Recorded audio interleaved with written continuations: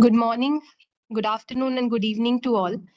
We welcome all our speakers and participants for the session one, Revamped Distribution Sector Scheme, RDSS program by Government of India for DISCOMs.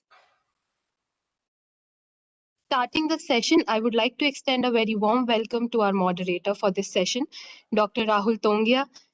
Dr. Rahul Tongia is a senior fellow with CSEP in New Delhi, where his work focuses on technology and policy, especially for sustainable development. He leads the Energy, Natural Resources and Sustainability Group at CSCP and is also So, active in Parul, border yeah, issues of no, technology.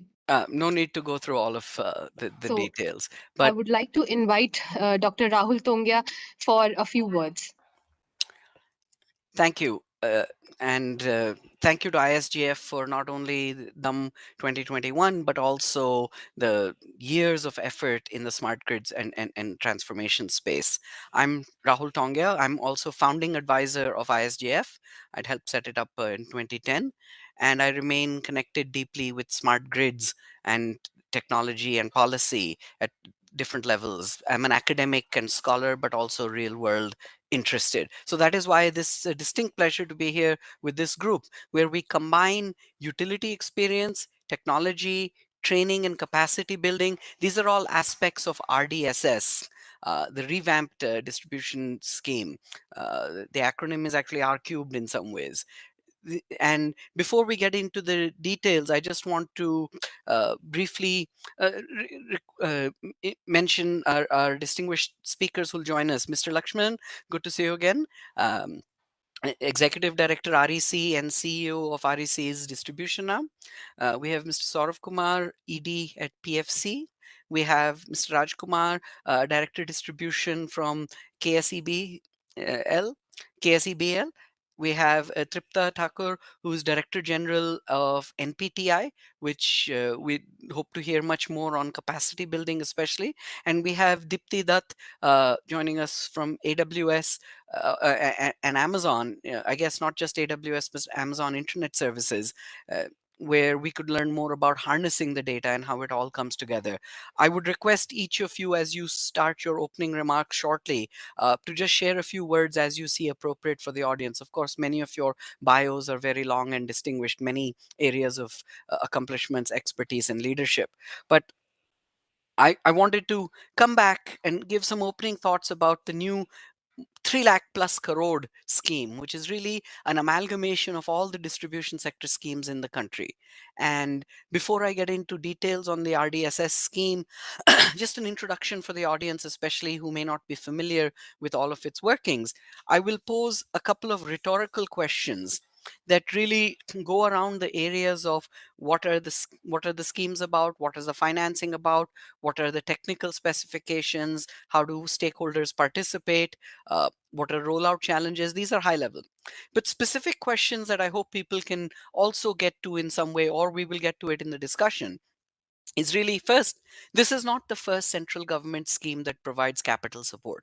We've had many, starting with APDP, then APDRP, RAPDRP. We've had IPDS, DDGUVY, several schemes, some focused on AT&C loss reduction, some focused on rural feeder separation, agricultural and non-agricultural, some focused on different aspects of grid strengthening. So this is importantly an amalgamation of all these different efforts into one larger scheme. And as JS Vishal Kapoor mentioned in the opening session, it's really an incentive oriented one where they have to comply with performance. So we would love to understand, to what extent will this be different than all the attempts which in the past have also been target oriented. So for example, in RAPDRP, there was a loan convertible to grant if you met a certain milestone. RAPDRP brings us to this larger question: where are the lessons from a lot of these efforts and things in the past?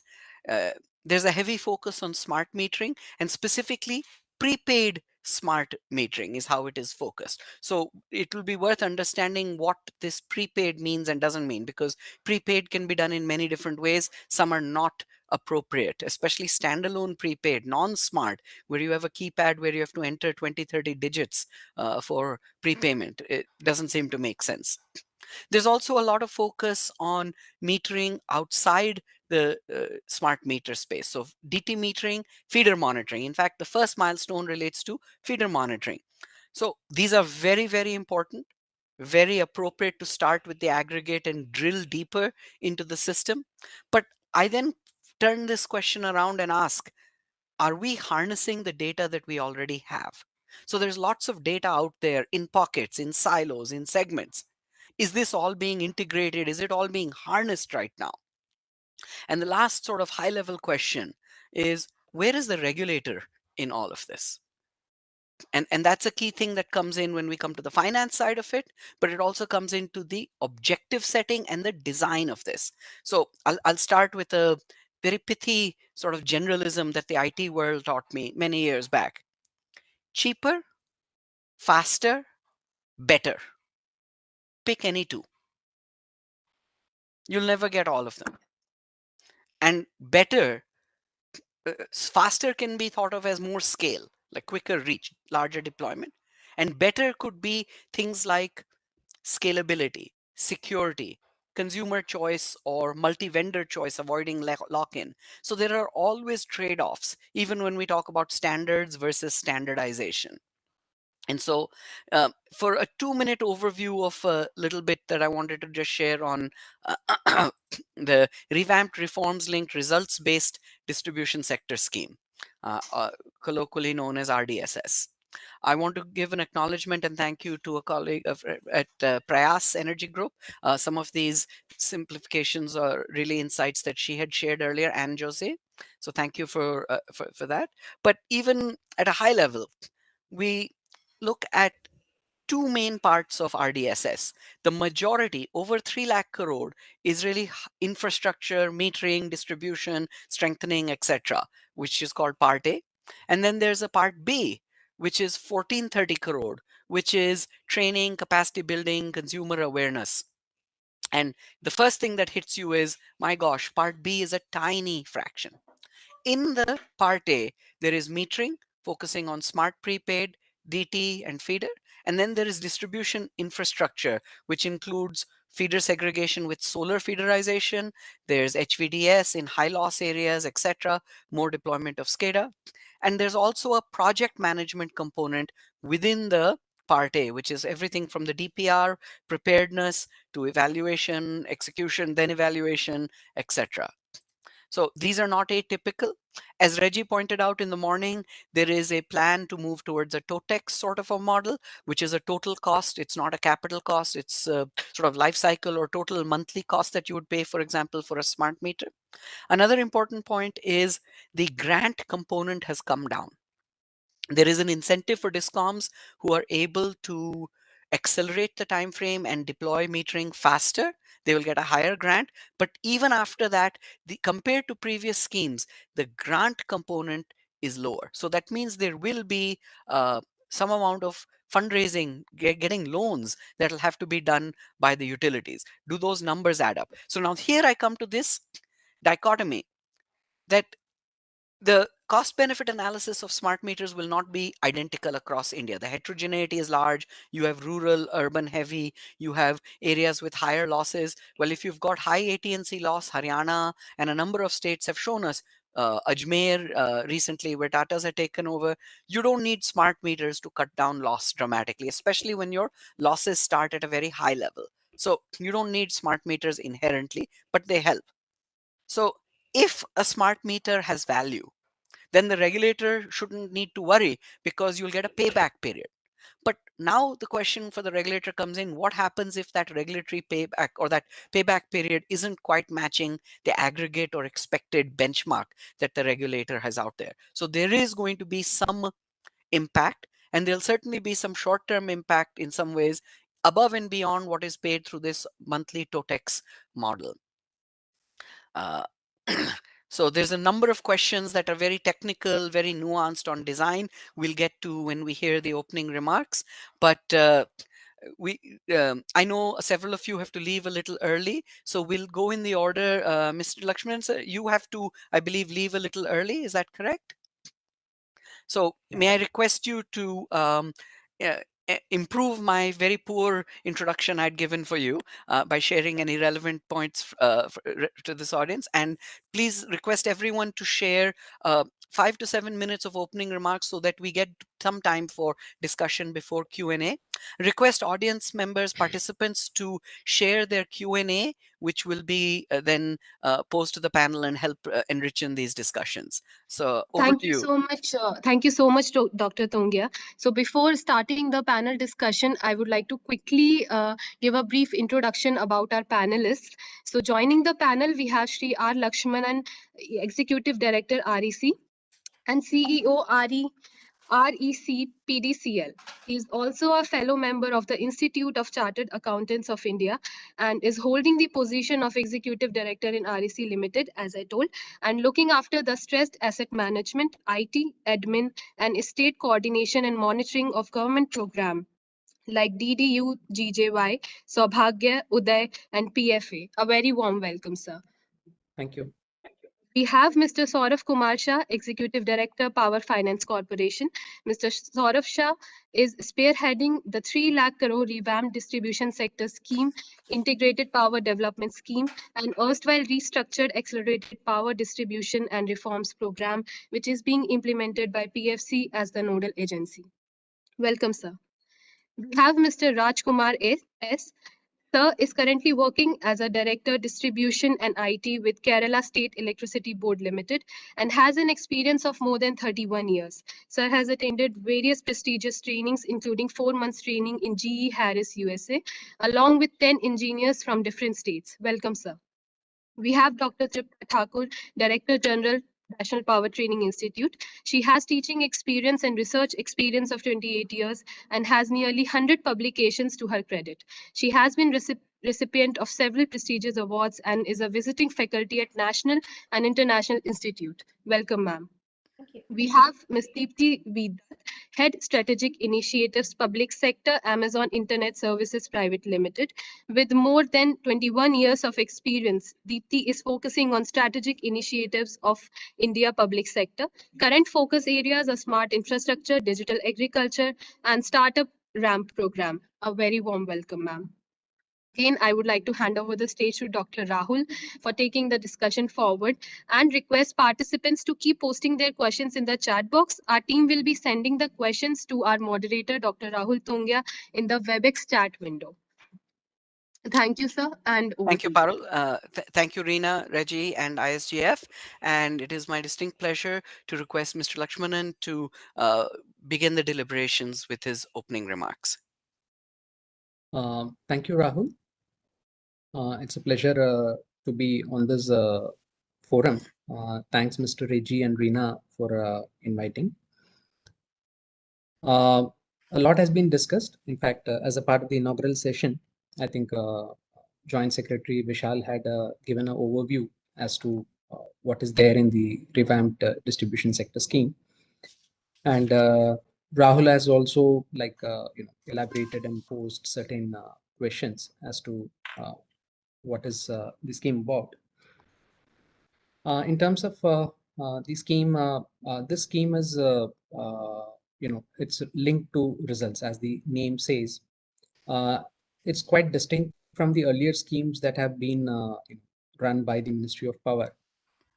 Earlier schemes also had some linkage to results or performance, but then like this entire scheme is structured in such a way that the fund flow is completely linked to the performance of the DISCOMs.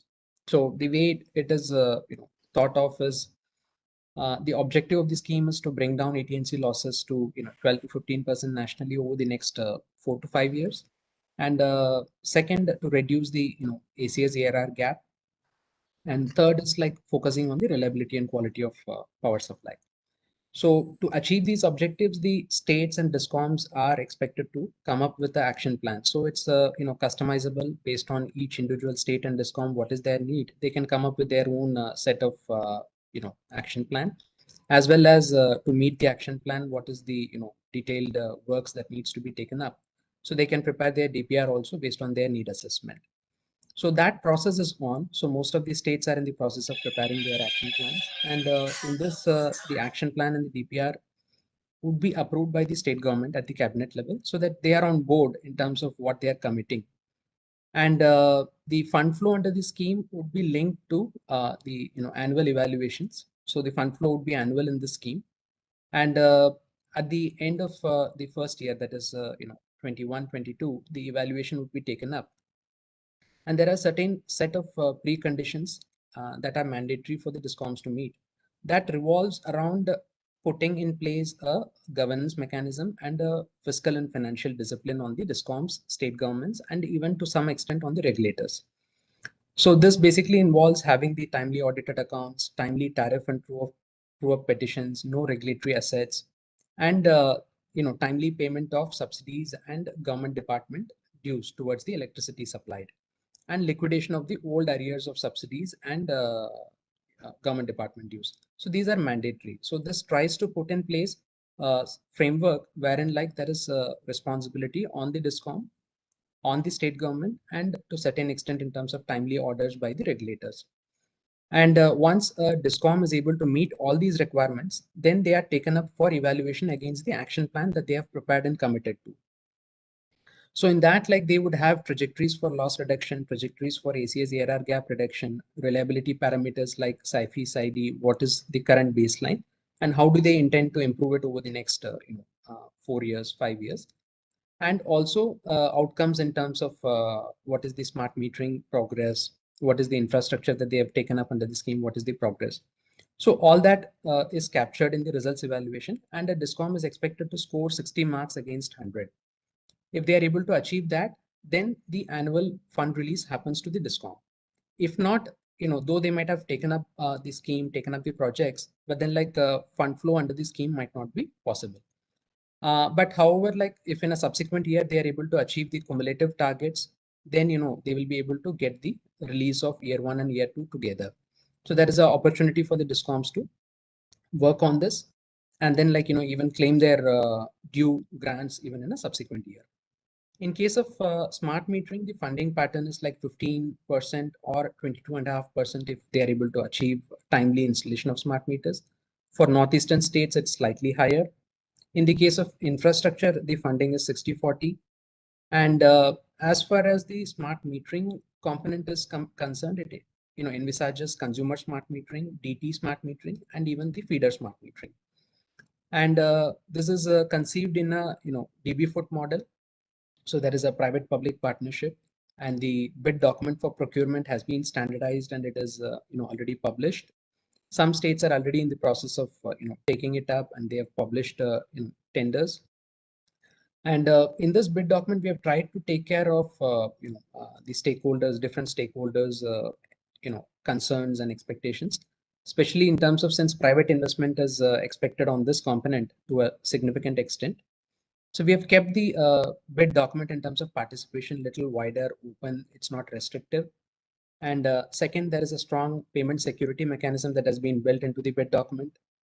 And third, in terms of standardization, the meter specs have been standardized, and deviations are not encouraged, so that the rollout is the industry has a clarity in terms of what to produce, and the testing and other procedural requirements have also been rationalized, kept to what is essential. So a lot of deliberations have gone into preparing this bid document, because this is a critical procurement which would ensure the success of the scheme. Of course, there are a lot of other challenges around how good this rollout can be in terms of the capacity of the industry for implementing projects of smart metering within this expected time frame, and the ability of the utilities to absorb this transition. So these are challenges on which all of us are working together with the utilities, with the industry. So that needs to be seen how we are evolving on this. And on the infrastructure side, again, the bid document is published. The final version should be out in a week's time. And we are having a separate procurement document for smart grids, DMS, OMS, and SCADA systems. And similarly, like another critical component of the scheme is the IT solutions for the DISCOMs in terms of billing software or the ERP solutions. So we are again, separately working on a standardized procurement document for that, which should also be out shortly. So a lot of work is happening in terms of the initial, rollout of the scheme. So with this, would like to stop here. So maybe as a part of the discussion or questions, we can, take up further points.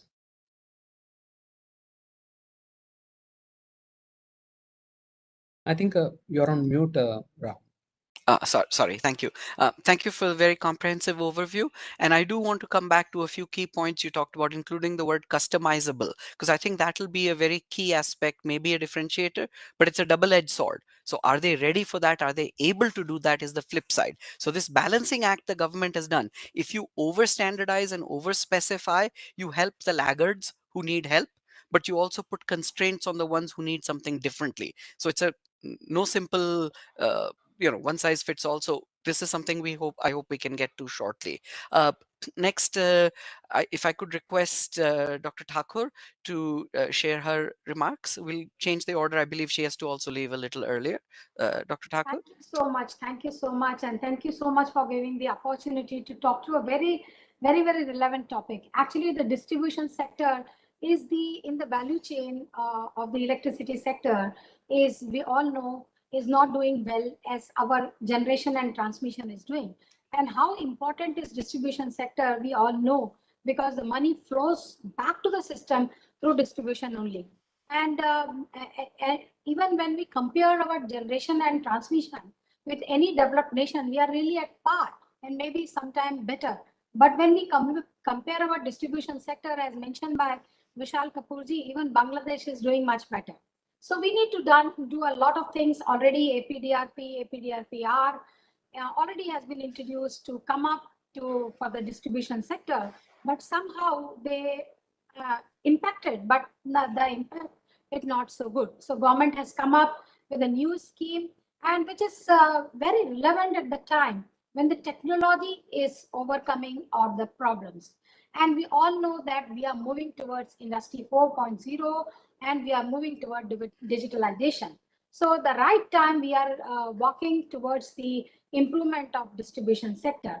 And the Rdss scheme is one of the clear indication in this direction. And already mentioned that what we have a very, very ambitious goal for setting up a target for improving the infrastructure. And as NPTI, I just would like to mention you that this is a National Power Training Institute, which comes under the Ministry of Power as an apex body for training purpose. So we are very closely attending the meetings of Rdss, and we have been given the task for manpower training. So according to the expectations, the NPTI with the pan-India presence is planning to provide training. Already, Rahul, you mentioned that very few fund is allocated for training purpose. Yes, in India, wherever there is a crunch of money, the thing which is cut down is the training component. But as we are going to deal with the very, very new technology, so we need to train manpower in every stage, right from beginning with the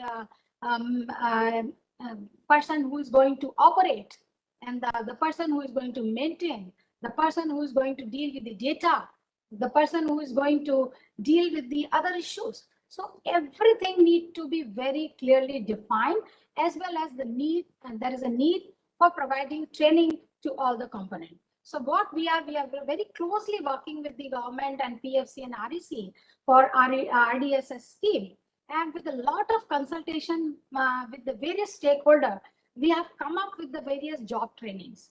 So NPTI is looking forward to support this scheme by providing trainings.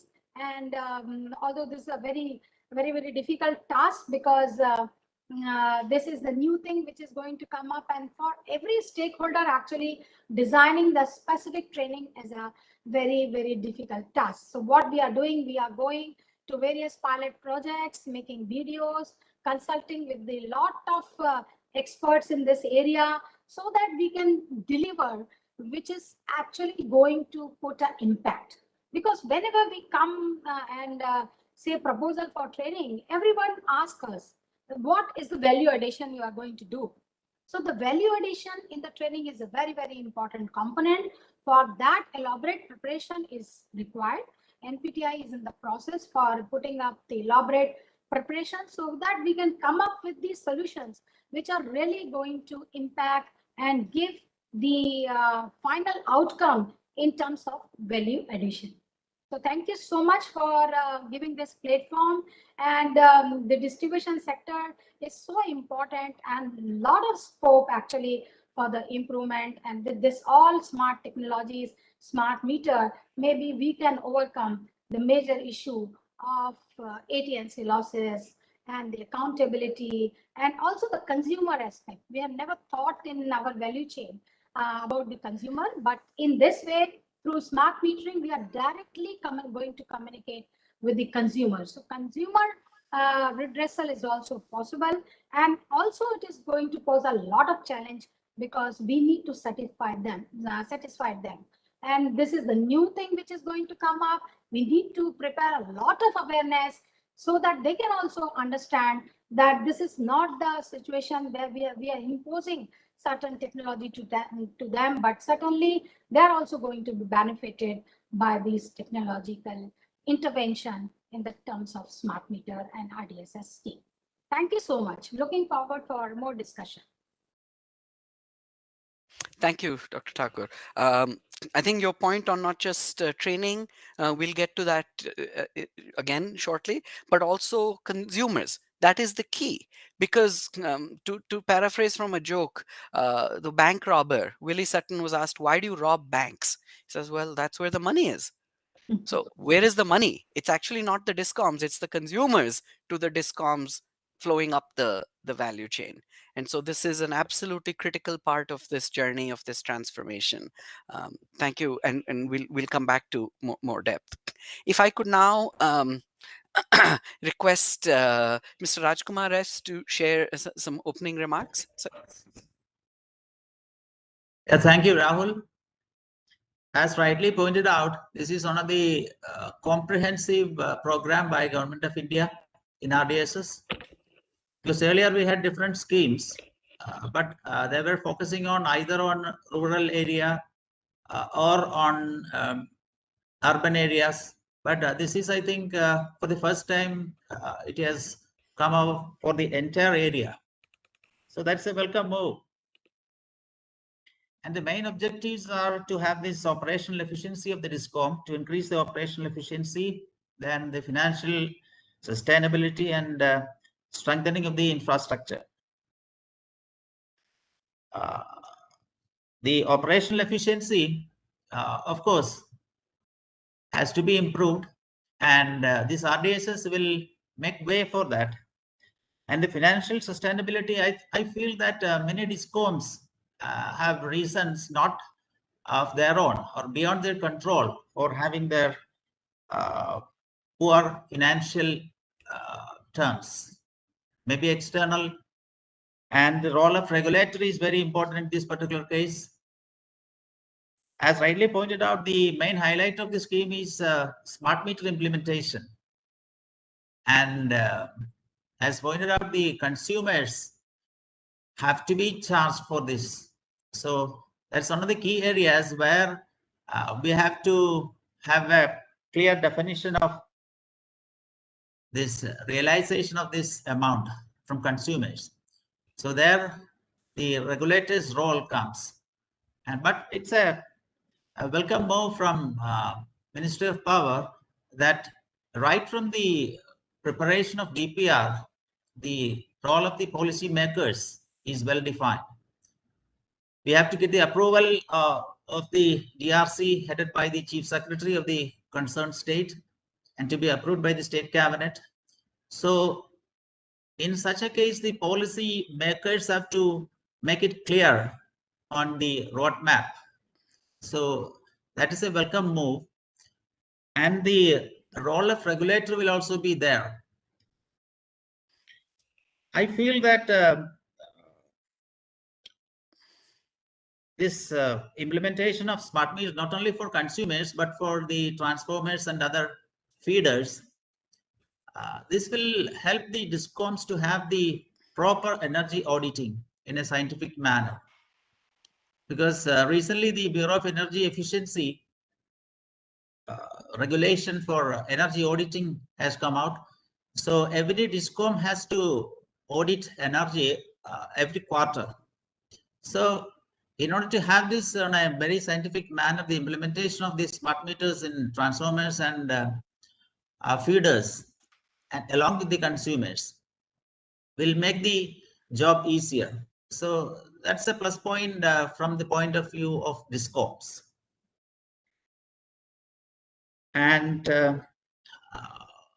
from the DISCOM point of view, what I fear is that even though the government of India has earmarked more than 3 lakh crores for this project, if some DISCOMs are doing better in certain areas, whether the division of fund may be affected for such better performing DISCOMs.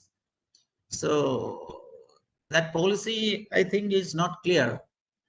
So the allocation of funds for different DISCOMs may have to be more distinct and clear. That's what the feeling from the DISCOM point of view.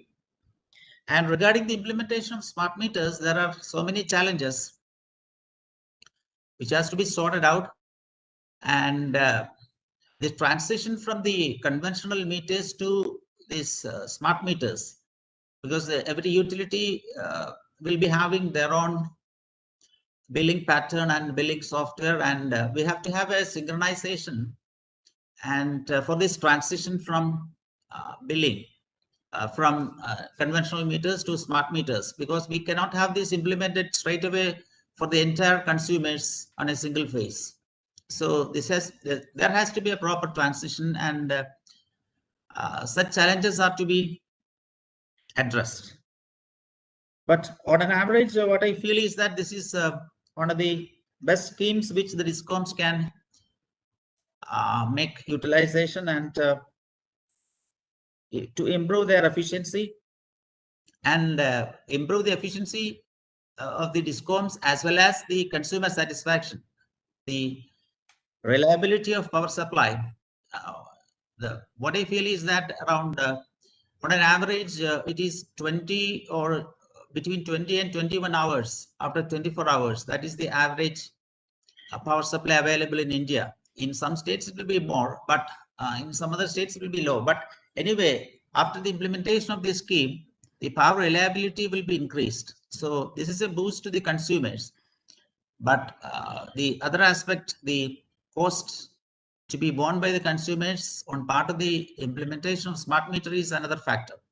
But anyway, this is a good project, what I feel. And so thank you very much. So we will have a discussion later on the questions. Thank you, Mr. Rajkumar. And I think there is no doubt that the design brings things together. The question really comes down to how do we tweak it, or what is the scope for improving it even further, especially the on-ground side of it. So coming back to the very high level, if I could request Mr. Saurav Shah, ED, to share some high-level views, but also try and translate, if you could, a little bit from the theory versus the practice, because we're well aware of what the intentions, objectives, and designs are. And the real question, unfortunately, has always been bottom-up problems, bottom-up challenges. For example, in RAPDRP, one of the lessons learned was the preparedness, the homework, so to call it. ISGF, in fact, had done a study on this. I was involved.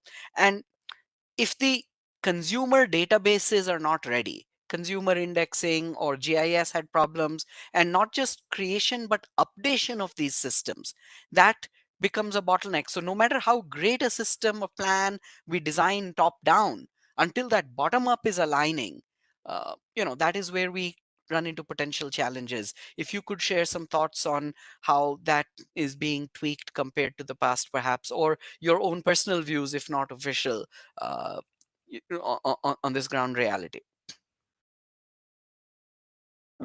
Thank you, Rahul. And a very good morning to all participants here, members from the government and from the industry. So what Rahul has said, I mean, I think that rings a bell, because That is with every scheme, no matter how well conceived it is or what its objectives are, which are in case of RDSS very well defined. But unless we have a ground level plan, unless we have a clear monitoring mechanism and whatever, I mean, because power at the end of the day, it's a concurrent subject. The number of stakeholders are much more than, say, compared to defense, which will be only in the domain of government of India, or say, I mean, health or education, which largely stay in the domain of the state government, barring a few institutions of national importance. But when it comes to power, it is a very interactive scenario. I mean, every stakeholder has to pull his or her own weight. And what you said about GIS updating and consumer databasing, I think we still would have liked to have more of it. I mean, before we went into the scheme, but then we cannot forever wait. I mean, for the ideal situations to emerge. So we had to start the scheme somehow. So maybe with more effort, maybe 1 year down the line, we could have worked only on GIS updation and consumer database updating. It would have been a much better scheme in that sense. But then also we would have lost one important year for AT&C loss reduction. So the scheme itself, I mean, it will do macro level prescriptions like AT&C reduction targets. Every state will get an individual trajectory. Every utility will have a trajectory. So there'll be something to look forward to. I mean, some kind of macro targeting. And at the end of the day, it is the people on the ground, the junior engineers, the assistant engineers who will be implementing these schemes will have to see if they can do I mean, what we like to have is like when we have a national level trajectory. So we'll be the Ministry of Power and the nodal agencies will be doing a state by state trajectory, utility by utility trajectory. Then on it is upon the utility to take it forward. And we like to have feeder level trajectories. If not with us, at least the DISCOM should have that feeder level trajectory. So that is the only way. I mean, energy accounting is something which cannot be done away with. I mean, the entire objective, the AMI-SP scheme is that there should be a clear flow, because in this sector, the flow of energy is also the flow of money. It's also the flow of revenue. So the two are indistinguishable. So even if a state is giving certain power, which is at a lower cost, which is subsidized, which is free, even that has to be accounted for, because when we go to loss calculation, there are a lot of gaps which are filled up by substituting that for free power or power that has not been. So unless we actually account for this kind of power, even power that is not being charged for or not being charged for at the correct cost, where the state is filling the gap. And the overall philosophy is the government of India will have no problem with people subsidizing power as long as the subsidies flow in on time. I mean, not just the actual availability of subsidies, but also the timeliness of this money, because cash flow is always a problem in the sector. So I'll come back to, because the entire our session was about smart meters. So the overall target, 250 million consumers. I mean, that is what we are looking at, and 100 million in the first 1.5 to 2 years. So in the initial, we have a small problem right now about semiconductors. All of the industries available. But what we see is in the next 3 to 4 months, the outlook we are being translated that it might slightly get better. Then on, I mean, as a nodal agency, there are certain other initiatives we have been taking that we like to tell everyone. One is the training and capacity building.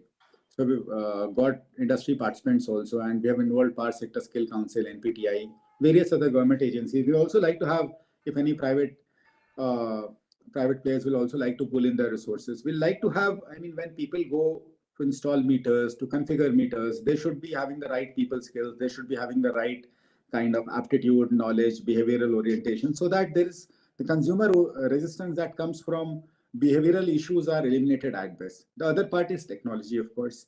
If the technology works fine, if the readings are fine, if you are able to demonstrate that, then again, another element of consumer resistance goes away.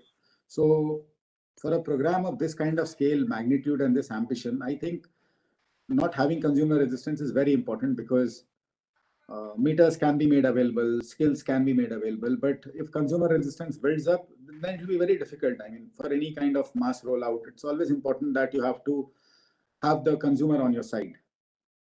Then we are also working about testing, how to expedite testing and how to ensure that there are no roadblocks in that sense. I mean, our procedures at times become roadblocks. So the ministry has been working with industry also. We have been working with the utilities also. So we have been coordinating with utilities right now to come up with their action plans, their DPRs, and we have been getting it from some of the early utilities. So by the next 3 to 4 months, I think the broad template will be set as to how the scheme will play out in various states. Metering, of course, will remain at the heart of the scheme. But besides metering, we are also looking at a lot of automation. The SCADA and Rdss SBD has been shared, the draft version. By this month end, we'll also be bringing in the final SBDs for model SBDs for SCADA and Rdss. So with SCADA and Rdss, we're hoping to go to 4,000 towns. Every town which is identified as an urban town in the country, urban agglomeration, or even an urban center, even towns with population of 4,000, 5,000, we just are at the periphery of, which are like many of them have the social makeup of a grown-up village in that sense. So what we hope to see is that when you have technology infusion there, so there'll be an interest among the DISCOM staff also that to use technology to monitor things. We'll want more and more data to be generated, to be analyzed without human intervention. Not that, I mean, people would not do it well, but of course, I mean, the kind of efficiency, the turnaround time we see in a machine cannot be replicated on a daily basis. So that is the entire spirit of the scheme, that we have to create greater automation. We have to wean away the inefficiencies which come both from the social side as well as the technological side. So the technology part is easier, but still, I mean, it has to fall in place with the other things. So that's it from me, Rahul. If there are any questions or anything. Thank you. We'll definitely come back. A lot of points are raised in the going forward, boots on the ground sort of aspect. And in fact, you segue nicely to our next speaker, Dipti Dutt, which really comes back to, and in fact, I'm going to blend one of the questions from the audience from Mr. Mobin. How will this help those areas that are highly theft prone? So I will flip that into a two-way.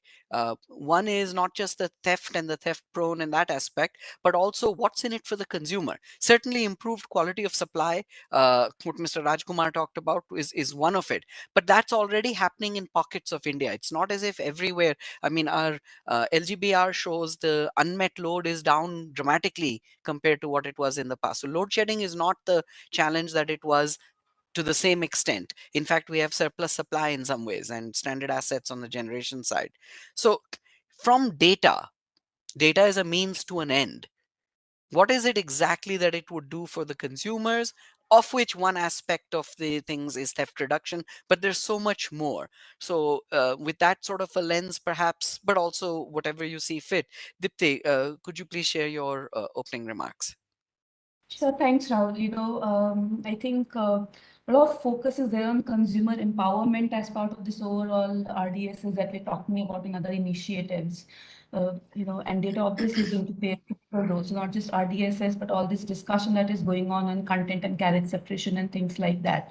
So utilities will have to actually start operating in a competitive market, and how do they really get more customer-centric data-driven approach and things like that. What I had thought I'll talk about is how, and all that story reads together on how we need to start imagining the data governance, data management itself.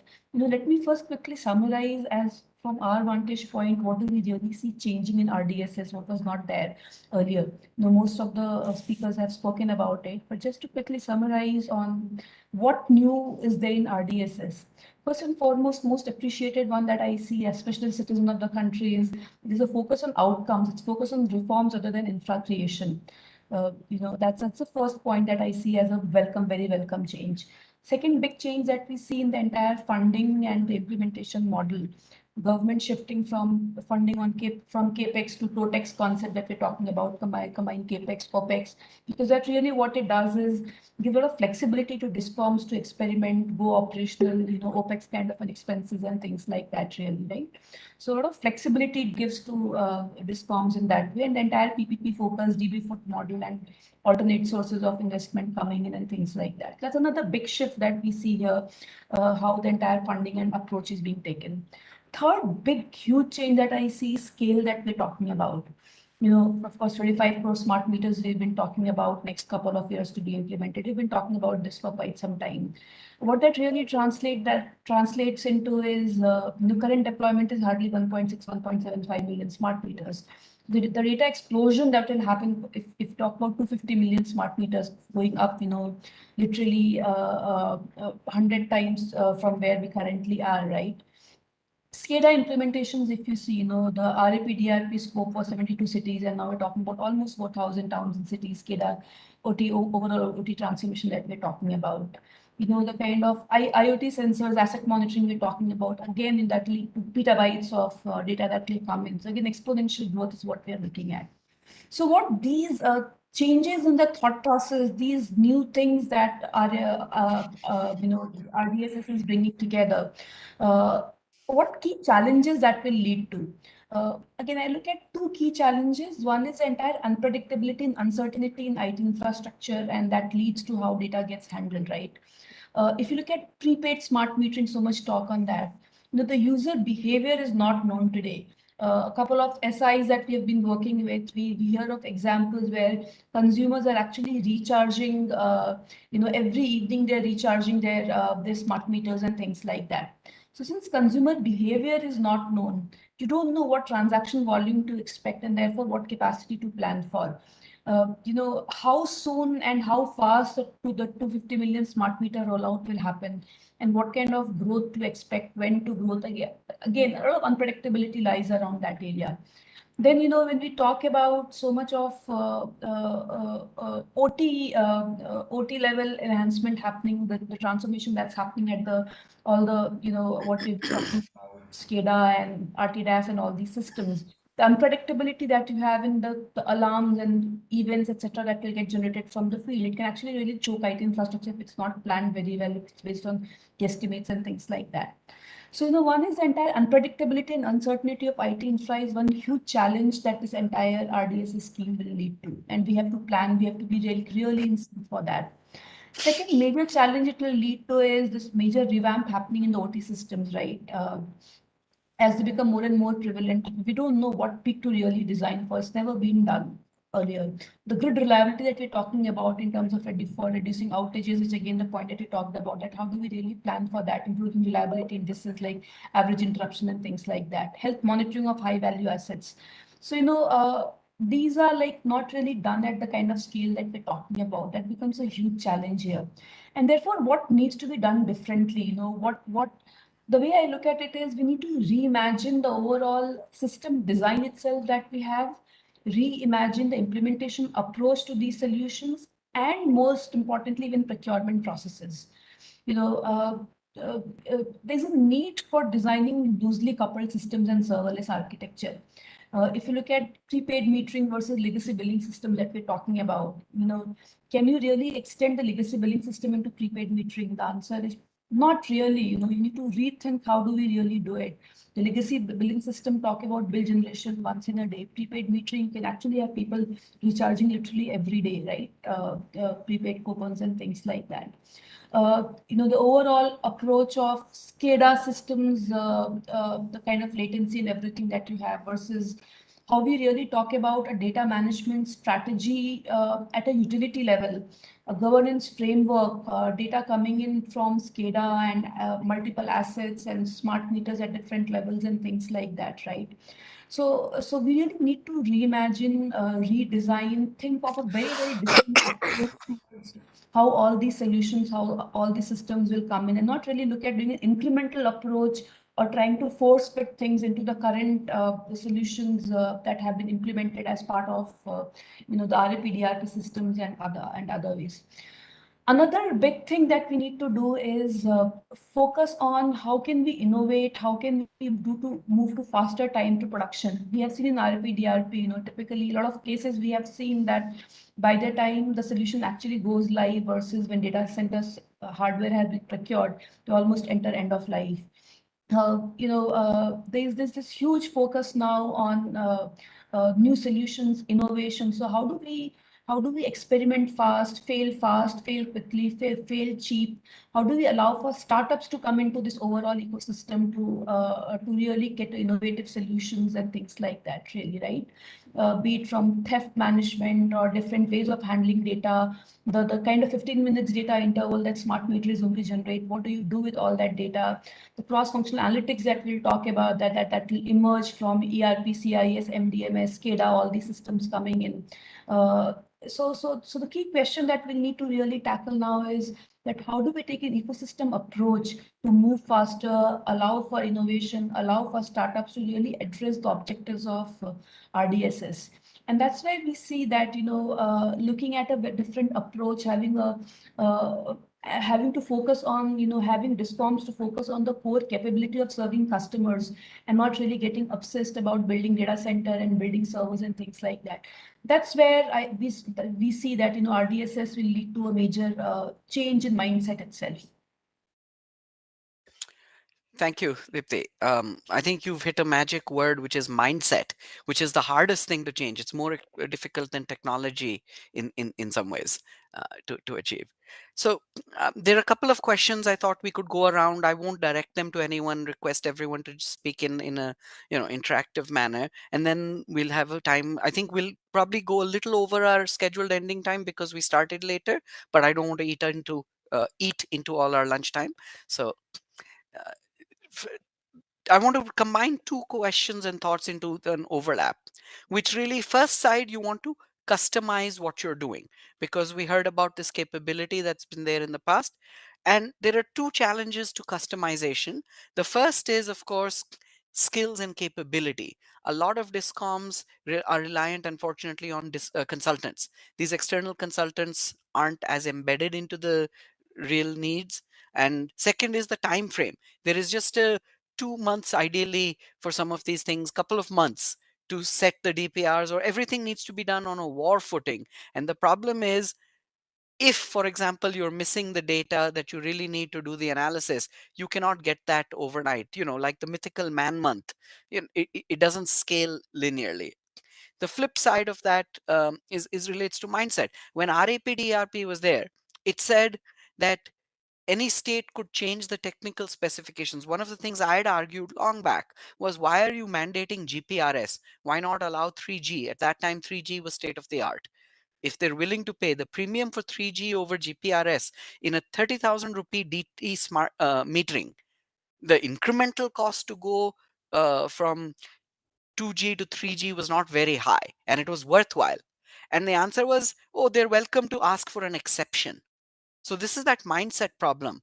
Design tweaks aren't always just a negative exception. No one wants to stick their neck out because everyone is, and I'm oversimplifying, it's a lot easier to follow a cookie cutter template than to do your homework and do a right design of what would be optimal. So that challenge relates to skill sets. So we have an over reliance on consultants, in part because discoms are firefighting. They have a lot of other priorities as well. And they haven't built up these 3 layers of skills. You need not just skills for your current stuff, you need skills for IT, which are brand new to a discom. They are electrical. They don't have an IT cadre. You don't have people, a CIO, a CISO is limited. Only a handful of discoms, government, have CIOs or CISOs. And then you've got newer skills, which are not just OT versus IT, but you're having a fundamental transformation of the power system into one that is more decentralized, more digital, more interactive, EVs, uh, photovoltaic. So many things are changing in the grid. So the electricity system of the future is changing much faster. And we're trying to put in reforms on a moving target.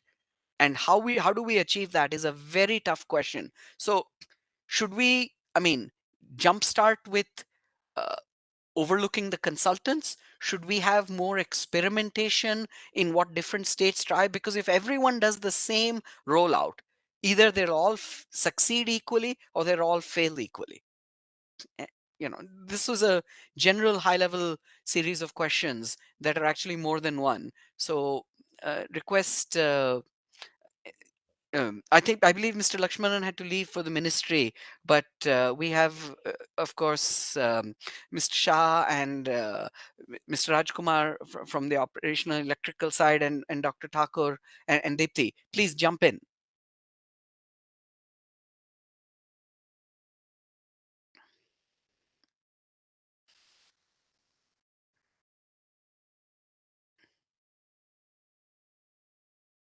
If I could request everyone to keep their videos on. Hi, Rahul. Sorry, I missed the last part. I mean, if you can just reiterate. Well, I mean, so we know some of these challenges. These are not new.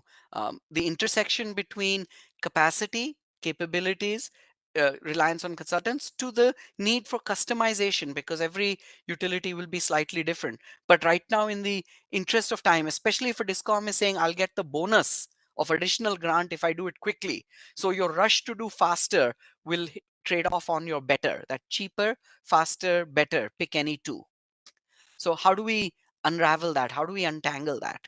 Was the I think question. that impossibility is always there with three variables. You'll always get, I mean, there'll be some level of underperformance on one of these, but we like to think that I think the level of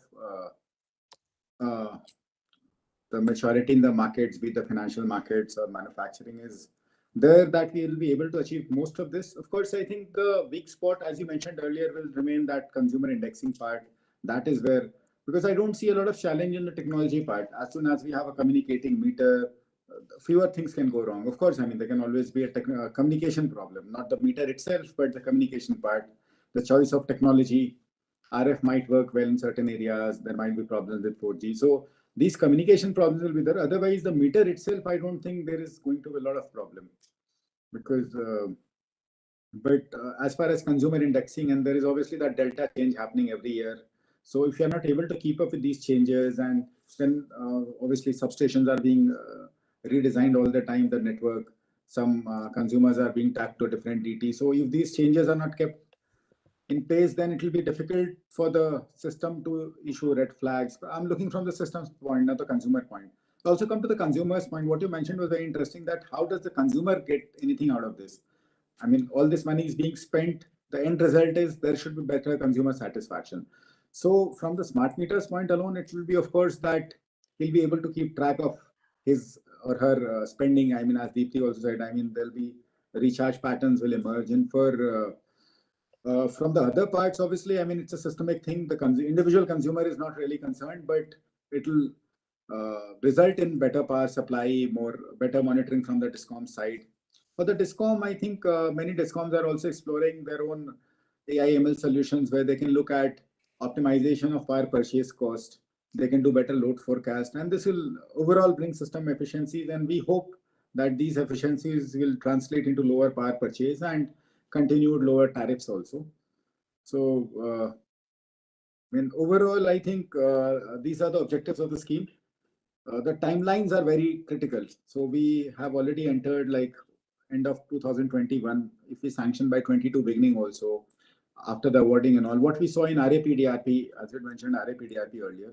So with SCADA, we had started in 2011-12. We hope to finish by 2014-15, and it went on till 17-16-17. There are two towns which are struggling even now. So we hope, I mean, this kind of experience is not repeated. Partly it was also contractual issues, partly it was some kind of dissonance between the DISCOM and the supplier. But I think it's improved now. I mean, the kind of response we got from the SBT, from the industry, I think people are more confident of doing FMS also for a better time. And the only problem remains what you have mentioned earlier. I'll keep coming back. GIS will continue remaining a problem. So I think as nodal agencies, as the ministry, will need to invest in this also through the life of the scheme, not just the beginning of the scheme. I mean, the awarding should not be the only part, but beyond this, we should be doing the hand holding, we should be doing the support, and that is the intention of the ministry. But this is actually, I mean, the key issue, the scale. 250 million meters isn't just a manufacturing problem. it's not just a bidding problem, because this is where there's two sides. I mean, I've seen a lot of critiques of, I mean, ESL has done very well with standardization and bids, like the LED bulbs, of course.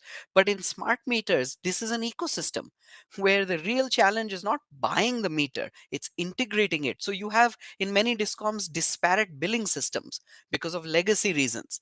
So this was a challenge RAPDRP faced. Not all of the old systems were sunset. There is no standardization so that you could actually then, I mean, Deepti, you talked of startups. Startups can only operate at the fringes once your data exists in the right place and ideally in the right formats. But in this rush, as well as this L1, I mean, sorry to critique L1, I understand why it comes from, but I find it shocking that in previous schemes, we only spent half the money in some cases. In the capacity building side, we spent only 20% of the money.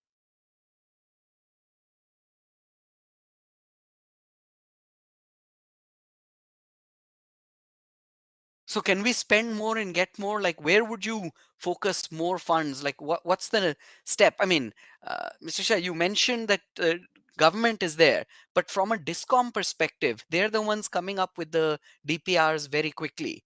Where could our focus be as stakeholders in the industry? I'm sure. I mean, see, of course, the process of data collection as DISCOMs do it, that will start from their basic units, and there'll be some level of industry interaction, but not probably as much as. But that's the reason. I mean, see, from the ministry side, of course, we are doing all the SBDs. We are trying to give models which are done after some kind of industry research and which are done after some kind of conversation with the industry. The problem is, of course, as smart meters you mentioned, the manufacturing part, 250 million. The other option would have been to have a very low target. One second. So had we had a very low target and we still would have achieved it, that would have also made sense. So this target kind of propels. I mean, what the complaint we had from manufacturers all these years was that there was no demand in horizon. And that's the reason the industry stayed contracted, as to say, all these years. And now there is a clear demand. The DISCOMs are coming up with NITs. So that will clear up the demand schedule. That will give some kind of ambition to the manufacturers also. And in between, we are also thinking of Make in India and how to ensure that at least 50% of our components come from domestic manufacturing. The value addition, 50% value addition is from the domestic industry. Is there any such mandate, domestic content requirement or anything right now? Yeah, I mean, there is a, so we follow the DPIIT guidelines. So from time to time, they come up with this domestic manufacturing guidelines. So if an item is in Annexure 1, so it will have 50%, Annexure 2 will have 20 to 50. So depending upon that, all items are placed. So there is a continual attempt that more and more local manufacturing is promoted. So we are bound by those mandates. In fact, all the contracts, all the tenders, everything that will happen will be happening under the ambit of these guidelines. So from time to time, it might be different in 2021. In 2022, if there's a new circular, we are bound to follow that. Of course, this happens only after some interaction with the industry, by understanding the industry standards and how much value addition already is being done, or whether we can take it across. The other part, as you mentioned about the LED and then smart meters, the difference is LED is a product, while smart meter is a service. So, I mean, it's a product plus a service. So that is where we have maybe not done as well earlier. And that is why it was easier to scale up LEDs, because it was just merely provisioning of a product. The product itself does not have a lot, because it's a manufacturing part. It might have defects, but the defect percentage is much lesser. Service will bring interface of many people, and that is where we hope to standardize things. We hope to have formats which will make it easier. I mean, troubleshooting should be made easier. And we, in our training part, in our skill building part, we are also thinking about having more customer care centers. I mean, training people to troubleshoot more quickly. So there'll be hiccups. I mean, not to say that there won't be any. What IntelliSmart or ESL is doing right now in states like Bihar, Haryana, there has been some resistance. At the same time, they have been able to do some level of work, and the numbers are not as huge, of course, as Deepti mentioned. This is a fraction of what we hope to do, but this is also the very beginning. So when it happens for the first time, what we have realized is, making of earlier, the back end looked very challenging. Now that we have some working models, so I think scaling up or doing that will not be as difficult. So Thank you. this target, yeah. And Rahul, if I may add, we are seeing as industry, we are seeing some positive changes happening on that front. The time frame in which SBD for smart metering was rolled out, the kind of industry For the outreach audience, and that means standard bidding document. Sorry, we're using acronyms that. Yeah. The industry consultation that happened, the way our inputs were taken on all of those aspects and the flexibility that it allows. So I think, India we live in a complex country. We have very different sets of challenges ranging from technical to political to social engineering and so many other aspects. But yes, I think, it's a welcome change in the right direction. And I'm hopeful as a citizen that, we'll get there. If not within the time frame that has been envisaged, maybe a year or two later, but I'm hopeful that, it's definitely a step in the right direction. Yes, we'll have to work together very closely as industry and government to, as I said, rethink, reimagine the implementation approaches, procurement mechanisms, allow for startups to come in and things like that. And I'm sure, Mr. Shah and other government stakeholders are receptive towards that, and we'll work on that path. Thank you. Mr. Rajkumar, I think you were saying something. You're muted, sir. So regarding smart meter, the present trend is that as the technology is advancing, the cost of the meter is coming down.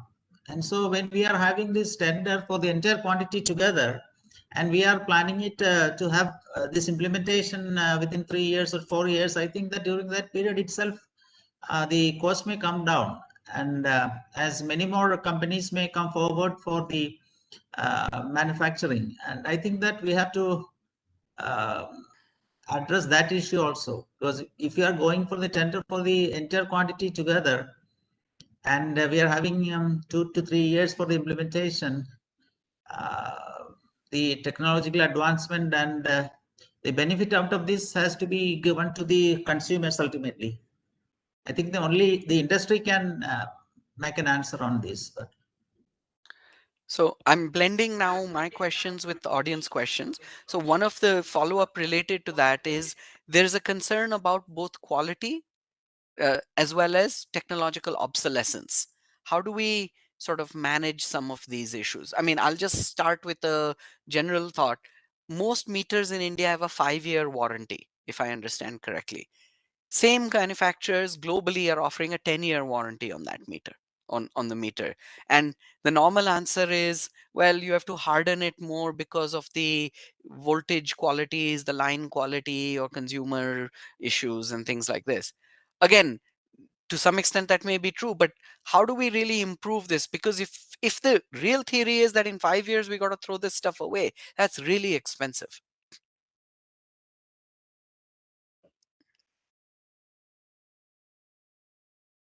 Want me to answer that, Rahul? Or yes, or Dipti, I mean, just technology sort of obsolescence as well as modularity. Was there any sort of thought towards that? Because certain hardware, of course, now is being more standardized. So it used to be if you bought a meter from vendor A, you had to use their software to talk to the meter. That problem is being solved. So have we finished all of these interoperability problems now? So Rahul, I'll talk more about the software part of it, not the hardware. That's not really my domain on how do you ensure that. But I'm sure, they are, even from software side, the kind of attempts that are being made to to define standard interfaces, from meter to smart meters to HES to MDM to say prepaid or billing system and things like that. So there's definitely an attempt from different nodal agencies to standardize those interfaces so that data flows seamlessly and things like that, right? REC is doing a lot of work, a lot of focus on doing this common consumer analytics and billing platform and standardization of all these interfaces and things like that. So that's definitely a step in that direction on ensuring interoperability and standardization and things like that. While you don't mandate a minimum threshold and because the question on standard versus standardization, right? That do you really cripple innovation because of that? So I think, and I talked about it when I gave my overview that, it's a time for us to reimagine and look at loosely coupled systems. right? So I think, that's what's going to save us a lot from technology obsolescence, while ensuring that everyone is not really bound to remain at the minimum level, and those who want to innovate can go there faster and quicker. So that, I think, is already started, but probably it needs a lot more emphasis on DISCOMs. Need to appreciate that. Probably a lot of capacity building, communication training needs to happen on that, to understand and appreciate how loosely coupled systems can be built. And India has great examples. If you look at overall India stack, Aadhaar, UPI, etc. Right? So they're all very excellent examples of designing loosely coupled systems and defining these interfaces while not really holding someone to standards that they have to, minimum standards that they get held up in long run.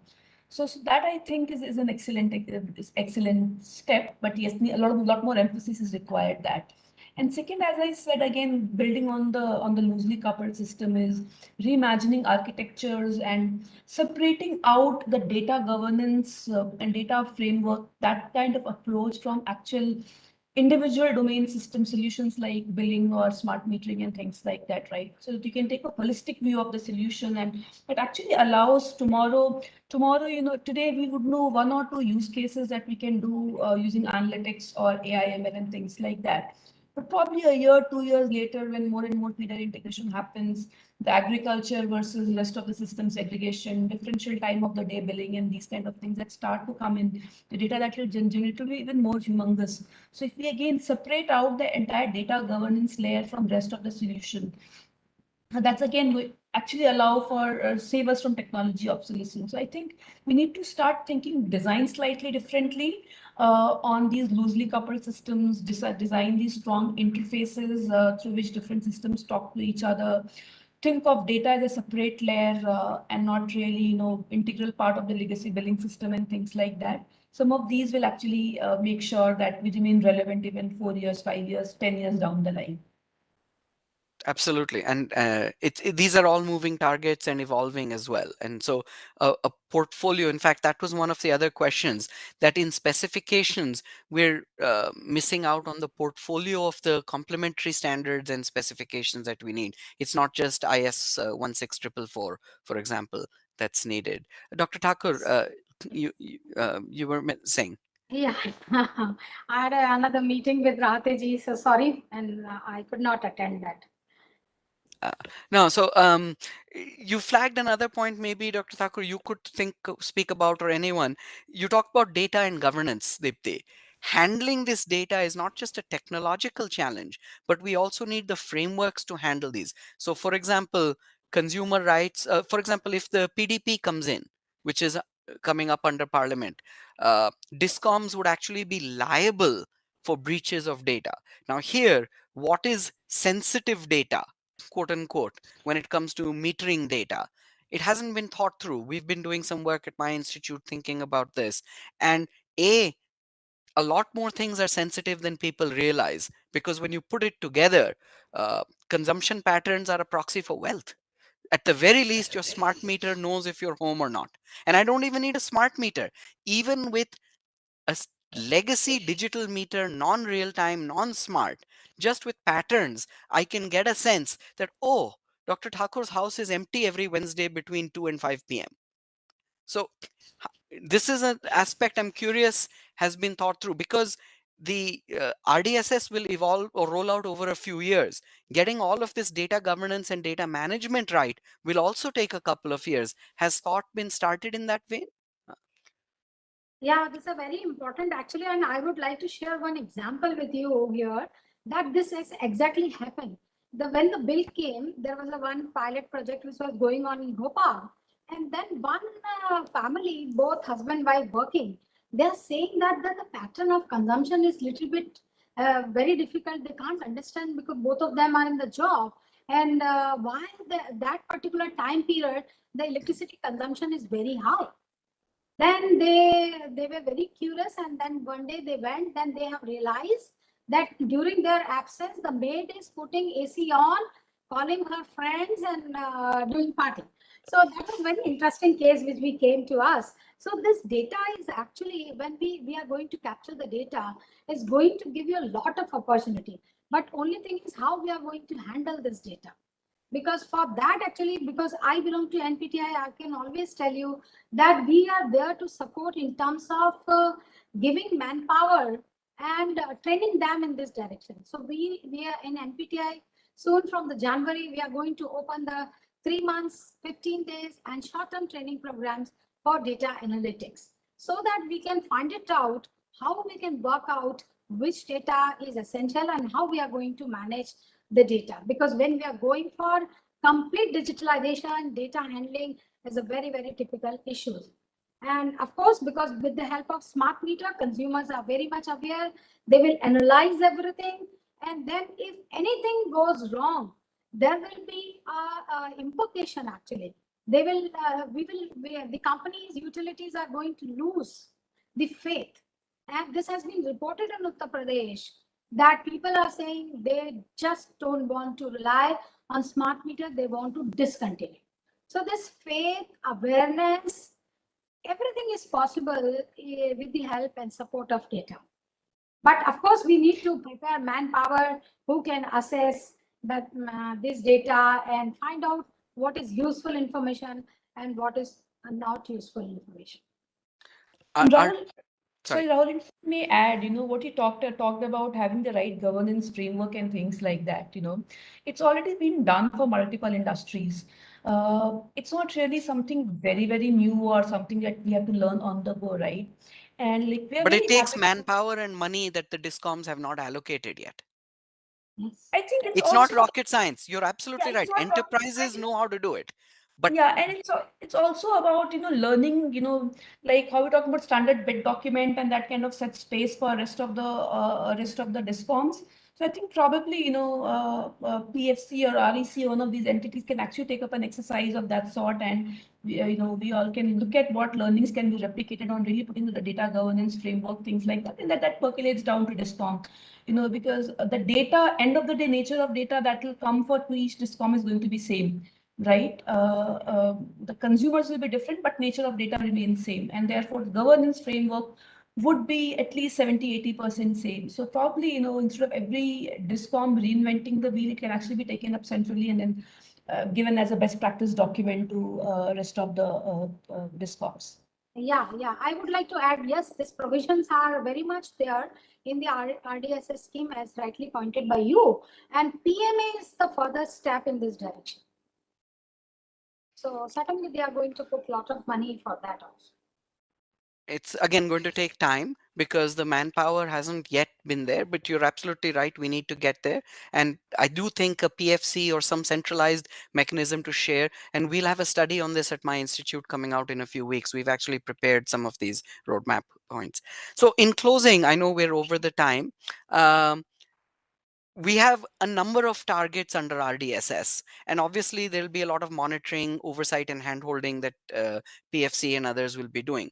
But if we step back, the first stage is the feeders. There are less number of feeders in India. Then there are DTs, and then there are smart meters, which are many more and diffuse. So feeder level raw data, or at least good granularity data, do you envision, should we make it public? So there is a national power portal. There are portals that attempt to show feeder data, but very few states have signed up. A lot of states have real-time feeder monitoring already, pre-schemes, but those data are not easily accessible. There are third-party attempts, like Prayas has done some pockets of sampling to show what is the quality of supply, for example. Should this not be, could this become the first step so that every citizen is able to say, yes, this is how much I was load shared last month? Do you think that that can happen? Yes, certainly in the tariff, the regulator will look into the quality aspect. Certainly this is going to come up. So maybe in future, when we talk about the performance-based regulation for deciding the tariff in future, maybe the regulator will see this aspect that the quality is important. No, Delhi has actually gone the other way, that if you have an outage beyond X time, the consumer has to be given a rebate. The Delhi regulator has already said that. So, um, Sauravji, do you anticipate that this percolating to regulators using feeder data, for example, which is where load shedding occurs, to actually come up with incentives / penalties, two sides of the coin. Ideally, that should be the case. I mean, but this will depend very much on state level conditions, because see, there are already a lot of regulatory assets, say subsidies, where rules are well defined, which are not happening right now, and these are macro level. So I think if it happens in a couple of states, so instead of just the promise of cheaper power or freer power, I think this might become the new. Once it catches on, I think in India a lot of things happen when there is a social political will behind it. So once this becomes a catchphrase, once giving Or a consumer rights. positive outlier. I mean, just like feeder separation started after Gujarat's experience, it was very positive, and then it percolated through the country, or is percolating. So do you think we can identify sort of states where some sort of model framework of this is your data, your visualization, your access, your, all of these other things? Let's start with a few that are more receptive and able. So we'll be encouraging states as we go along in RDSS. And once, I mean, I think that is the crossing the Rubicon in Indian sense, that once you have a model, once that model is successful, once that has social political returns, that becomes a applicable model for everyone. Because by force or by push, I mean, it's very difficult to get people on board. But I'm sure, I mean, certain utilities will be doing some of these things in the next 2-3 years. They'll be using this data to reach out to their consumers, show them how they are better than others. I mean, that is how it starts. So once this starts happening, I'm sure others will. And once this starts having some kind of political return as well, which it is bound to happen. I mean, electricity is very fundamental. It is just like the other 3-4 basic needs. So I'm sure, I mean, once states are able to, utilities are able to demonstrate that they are better than everyone else, so there'll be models to follow in consumer satisfaction, not just power supply, but consumer satisfaction. Absolutely. So this is in a very exciting space. Smart meters are in some ways a means to an end, and the real means, the end is actually quality, sustainability, consumer happiness, utility happiness as well, viability of utilities. It's all interlinked. And so we have a new set of tools, instruments ahead of us in the coming years, and this will be a very important journey. And thank you everyone for joining us for these discussions. If there's any burning points that anyone wishes to share, we're already over the time, so I'm mindful of that. But if there's any last words anyone would like to share, otherwise my takeaways really talk about that this is something that will evolve, grow, and scale. There'll be some customization and some standardization, and that's inevitable in these sorts of projects. And the real need is for us to use that IT phrase, move fast and figure out failures early so that we have time to rectify them or to iterate or innovate upon them. So any sort of last words or closing thoughts you'd like to share with the audience?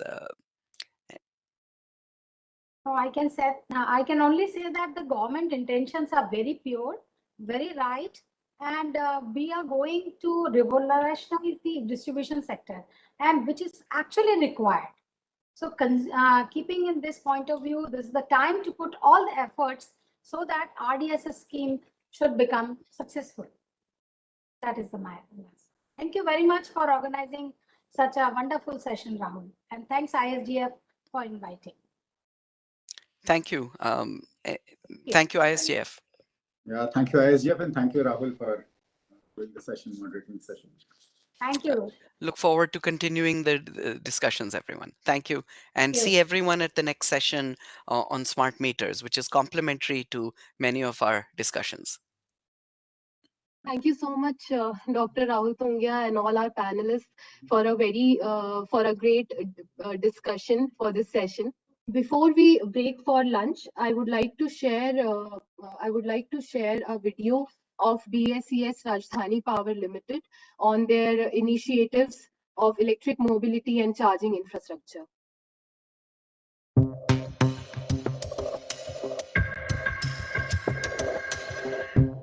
The vehicular pollution in Delhi is reaching alarming levels. It has been estimated that it contributes up to 30% of the city's pollution. In such a scenario, rapid adoption of zero-emission electric vehicles is a must. This is even more important as every winter, the capital experiences a public health emergency due to the rise in air pollution. To change this scenario, The Delhi Electric Vehicle Policy 2020 envisages to establish Delhi as the electric vehicle or EV capital of India. The policy aims to accelerate the pace of EV adoption across vehicle segments, including 2 and 4-wheelers.